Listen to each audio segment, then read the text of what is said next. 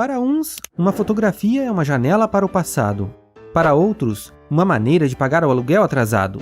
Independente do uso que você faça dela, certamente você já a utilizou. Mas onde e quando foi que ela surgiu? E como funciona? Basicamente, a fotografia surgiu com a descoberta de dois princípios importantes: a projeção de uma imagem em uma câmara escura e a descoberta de substâncias que são visivelmente reagentes à luz.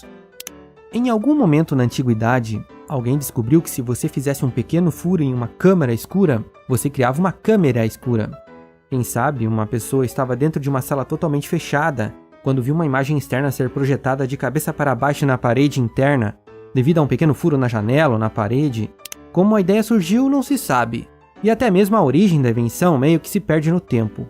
Para você ter uma ideia do que digo, foram encontradas referências de uma câmera escura em textos chineses que datam do ano 400 a.C., e em textos do grego Aristóteles por volta do ano 330 a.C. Outro que também teria trabalhado com isso foi o persa Alhazen por volta do ano 1000, um matemático, físico e astrônomo que viveu entre os anos de 945 a 1040. Ele teria utilizado esse dispositivo para demonstrar que a luz se propaga em linha reta. Inclusive, é por isso que a imagem que é refletida de fora aparece invertida na parede. De todo modo, era um aparelho muito simples e que até os anos de 1600 era utilizado em diversos lugares do mundo para o estudo da ótica e da astronomia, como na observação de eclipses solares. A utilidade do dispositivo era limitada até este momento porque a imagem que aparecia lá dentro era bem fraca. Algo que não tinha muito o que fazer, já que se você aumentava o furo para a imagem ficar mais clara, ela perdia a nitidez, já que aumentava a incidência de raios luminosos vindos de outras direções. Isso começou a mudar por volta do ano de 1600, com a invenção de lentes de alta qualidade que inclusive eu mostro no vídeo sobre a invenção do telescópio.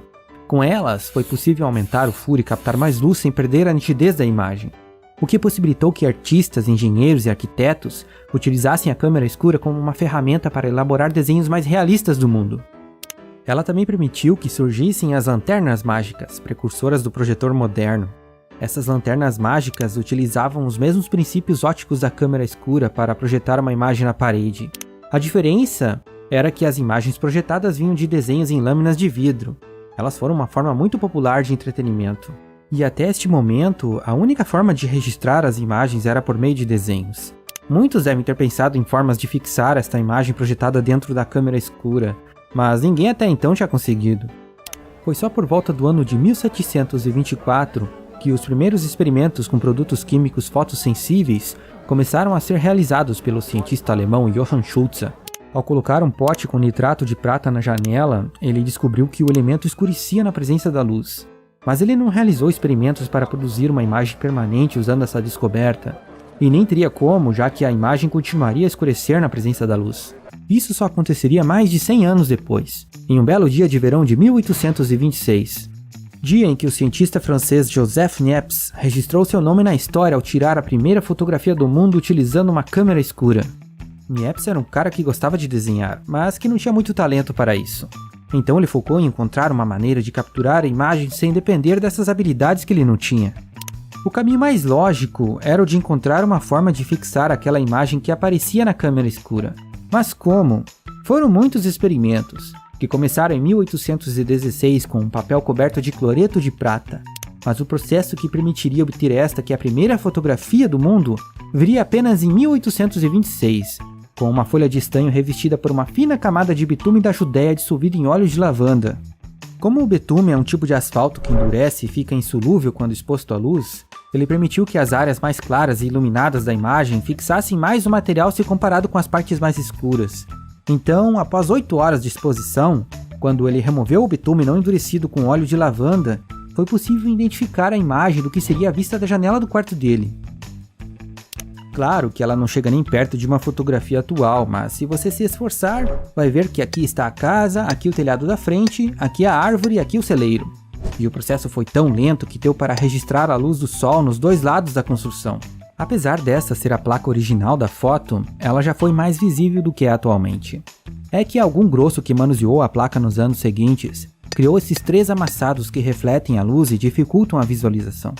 Mesmo assim, estava na cara que alguém precisava melhorar essa foto, não é mesmo? Essa pessoa seria o colega francês Louis Daguerre, que também estava experimentando maneiras de capturar uma imagem. Em 1829, Ele desistiu de lutar sozinho e formou uma parceria com o Niepce, para melhorar o processo que o Niepce havia desenvolvido. Só que a parceria com o primeiro fotógrafo do mundo não durou muito, foi interrompida pela Dona Morte em 1833, que levou o Niepce com um AVC. Mas ela foi o suficiente para ajudar o Daguerre a desenvolver o primeiro processo prático de fotografia que o mundo conheceria em 1839. Processo que reduziu o tempo de exposição para menos de 30 minutos e permitiu que ele tirasse seu próprio retrato. Era o processo daguerreótipo, que ele nomeou em homenagem a ele mesmo. Funcionava assim: uma folha de cobre coberta com prata era polida até virar um espelho e depois exposta ao vapor de iodeto, que deixava a placa amarelada ao criar uma camada de iodeto de prata. Mas antes de pôr a placa na câmera, a imagem precisava ser focalizada neste fundo branco aí, com o auxílio de um pano preto para melhorar a visibilidade. Feito isso, a placa era então colocada na câmera escura e exposta à luz por um intervalo de 10 a 30 minutos, dependendo da iluminação. Após esta etapa, ela era levada até uma sala escura e exposta ao vapor de mercúrio aquecido, que revelava a imagem que ainda estava invisível na placa, e garantia um câncer no fotógrafo. Por fim, a imagem era fixada na placa com um banho de tiosulfato de sódio, que removia os sais de prata não expostos e tornava a foto insensível à luz. O pulo do gato foi descobrir que o tempo de exposição da imagem podia ser bem menor se ele revelasse aquela imagem que ainda estava invisível na placa usando o vapor de mercúrio. Só que o que ele diminuía no tempo de fotografia também diminuía na saúde. Mas apesar de tudo, era sem dúvidas um processo muito funcional. Veja essa foto aqui tirada por ele em 1838. É de uma qualidade impressionante. Trata-se da vista de uma rua bem movimentada de Paris. Mas como o tempo de exposição durou mais de 10 minutos, todos os objetos em movimento não apareceram na foto, com exceção desses dois homens aí sem pressa e de uma suposta mulher na janela que eu não encontrei. Outro detalhe interessante é que a imagem resultante era tanto positiva quanto negativa, dependia da iluminação e do ângulo em que era vista.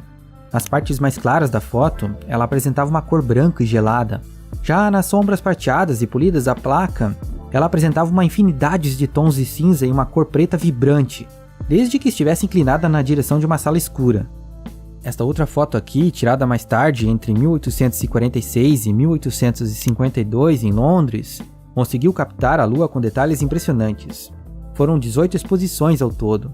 Como pode imaginar, fotos como esta espalharam a fama do francês pelo mundo, a ponto do governo da França conceder uma pensão a ele em troca do direito de apresentar a invenção como um presente da França para o mundo, algo que ocorreu em agosto de 1839, quando Daguerre publicou um pequeno livro descrevendo o processo. A partir daí, o daguerreótipo ficou tão famoso que só na cidade de New York, em 1850, havia mais de 70 estúdios fotográficos pela cidade. Mas como toda nova invenção, ela também tinha suas desvantagens. Além do tóxico mercúrio, havia o problema das imagens não poderem ser replicadas. Cada foto era única. Esta capacidade de criar múltiplas cópias de uma única imagem surgiria do trabalho do inglês William Talbot, inventor do primeiro processo de foto por negativo. E tanto o inglês Talbot quanto o francês Daguerre trabalharam ao mesmo tempo na invenção da fotografia. O detalhe é que eles só ficariam sabendo disso em 1839, com a divulgação do daguerreótipo pelo governo francês. Mesmo assim, seus processos eram bem diferentes. Talbot começou a realizar os seus experimentos com sais de prata em 1834, com o objetivo de fixar imagens em um papel. Nesta época, os cientistas já sabiam que a prata combinada com sais era muito sensível à luz. Com isso em mente, Talbot começou a realizar os seus experimentos, que convergiram no processo que ficou conhecido como papel salgado.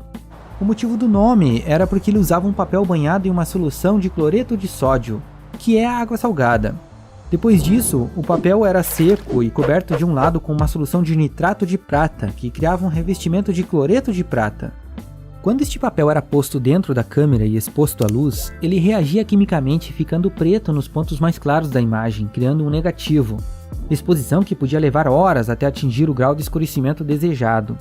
Na sequência, para evitar que a imagem continuasse a escurecer depois desta etapa, ela era posta em uma solução neutralizadora que podia ser brometo de potássio. Agora é que vinha o truque do Talbot que permitia ele reproduzir inúmeras cópias. Quando ele colocava este negativo sobre outro papel de foto e colocava no sol, a imagem se invertia, já que as partes escuras bloqueavam a luz do sol e as claras a deixavam passar. Pela primeira vez, múltiplas fotos poderiam ser feitas a partir de uma única imagem. Outra evolução que ocorreu neste mesmo período foi o aprimoramento das lentes por Max Petzval em 1840. A lente Petzval foi projetada especificamente para a fotografia. Para termos uma ideia, ela aumentou em torno de 22 vezes a captação de luz se comparada com a lente utilizada por Daguerre em 1839, diminuindo para segundos o tempo de exposição de uma fotografia. Mas apesar dessa evolução das lentes, o processo do Talbot ainda era muito lento e de baixa qualidade se comparado com o daguerreótipo. Olha essas duas fotos de 1840. E ainda tem o fato de que o daguerreótipo era de domínio público neste momento. Então, em 1841, ele aperfeiçoou bastante o processo ao substituir vários elementos químicos, como a troca do cloreto de prata por iodeto de prata, que era mais sensível à luz e que inclusive era utilizado por Daguerre. Isso permitiu que o tempo de exposição diminuísse para segundos, com uma melhora significativa da imagem, tanto que ele chamou o processo de calótipo, que do grego quer dizer bela imagem. Mas apesar da propaganda dele, para muitos ela não conseguia bater a qualidade do daguerreótipo, principalmente porque na hora de passar do negativo para o positivo, as fibras do papel acabavam aparecendo na impressão, deixando a foto meio granulada. A próxima evolução importante que precisava ocorrer era a possibilidade de se tirar inúmeras fotos, em uma viagem por exemplo, sem precisar daquele monte de produtos químicos tóxicos em frágeis garrafas de vidro e uma caixa escura para revelar as fotos, porque até este momento a maioria dos processos envolvia o preparo da placa ou do papel antes de tirar a foto e a revelação dela logo após a foto ser tirada. Era preciso deixar este processo mais prático e eficiente. Isso mudou por volta de 1879 com a introdução do negativo de placa seca com gelatina de prata, resultado do trabalho coletivo de inúmeros fotógrafos e cientistas. Este processo usava uma placa negativa de vidro para capturar a imagem, que era revestida por uma película seca de gelatina, como aquela que você compra no mercado mesmo, e que continha os elementos químicos como o nitrato de prata em emulsão. Emulsão é quando você tem uma mistura de dois líquidos que não se misturam, como água e óleo. Por ser uma placa de vidro, criava um negativo mais estável e detalhado, que necessitava de apenas alguns segundos de exposição, e que podia ser armazenado por um longo período antes e depois de tirar a foto. Agora, fotógrafos sem muita experiência podiam pegar um pacote de placas, tirar as fotos e dias ou meses depois, contratar técnicos para revelá-las. E este processo de gelatina de prata era tão prático que não ficou restrito apenas às placas secas de negativo. Ele também foi muito utilizado no papel de impressão e nos filmes fotográficos que viriam, dominando as fotografias em preto e branco no século XX. Até este momento, o negativo da fotografia tinha que ter o mesmo tamanho da impressão fotográfica que você queria fazer. Foi então que, em 1888, um fotógrafo industrial chamado George Eastman registrou o nome de uma marca que faria uma revolução na indústria fotográfica, a Kodak. As duas grandes inovações introduzidas por ele naquele ano, o filme fotográfico em rolo e a câmera Kodak, colocariam a fotografia nas mãos das massas pela primeira vez, e o dinheiro delas no bolso dele, é claro.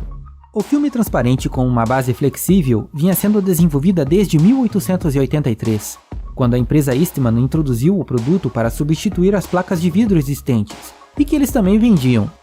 Ele era feito de nitrato de celulose e gelatina de prata, e vendido em conjunto com um suporte de rolo que era projetado para caber nas câmeras que os fotógrafos já tinham. Além de ter uma qualidade de imagem igual aos negativos de vidro, apresentava a grande vantagem de poder ser enrolado, armazenando inúmeros negativos de foto em sequência, em um único recipiente. Isso acabava com a necessidade das frágeis placas de vidro. Outra coisa que também evoluiu rapidamente foi a capacidade de ampliar um negativo para uma foto impressa muito maior. Então, além de o negativo ser flexível, permitindo armazenar inúmeras imagens em um rolo, ele também era pequeno e compacto. Tendo aperfeiçoado o filme fotográfico, Eastman partiu para a evolução da câmera, recebendo em setembro de 1888 a patente para uma câmera que havia sido projetada para impulsionar a venda dos filmes em rolo. O lema era: "Você aperta o botão, nós fazemos o resto". Agora, com apenas $25 em valores da época, um amador podia comprar uma câmera com filme suficiente para 100 fotos. E assim que o filme terminasse, bastava enviar a câmera com ele ainda dentro para a fábrica da Kodak, onde o filme era removido da câmera, processado e impresso. Na sequência, ela era recarregada com um filme novo e devolvida para o fotógrafo com as fotos impressas. Estava criada uma indústria bilionária. Mais tarde, em 1900, a Kodak lançaria uma nova versão da câmera que recebeu o nome de Brownie.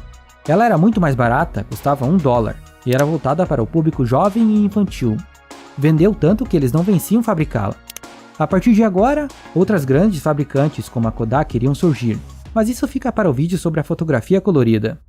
Agora, antes de encerrar o vídeo, uma curiosidade. O termo fotografia foi criado por um brasileiro em 1833 para nomear a sua invenção. Ela deriva das palavras gregas fotos e grafos, que juntas significam desenho de luz. Hercule Florence era um imigrante francês que morava no Brasil desde seus 20 anos e que trabalhou no seu próprio processo de fotografia em relativo isolamento da comunidade científica internacional. As primeiras tentativas de Florence para fixar uma imagem fotográfica ocorreram por volta de 1832, após Niepce, mas antes de Daguerre e de Talbot. E de acordo com os seus diários, ele teria utilizado um papel sensibilizado com cloreto de prata para registrar uma imagem, e a amônia presente na urina para fixá-la e evitar que ela desbotasse. Mas como ele morava no Brasil, a invenção passou desapercebida da comunidade internacional e não evoluiu. Mas o vídeo deste brasileiro aqui não vai passar desapercebido, não é mesmo? Então, se você quiser encomendar o próximo, aperta o like aí para fazer o pedido. Um abraço especial a todos os apoiadores do canal e até logo!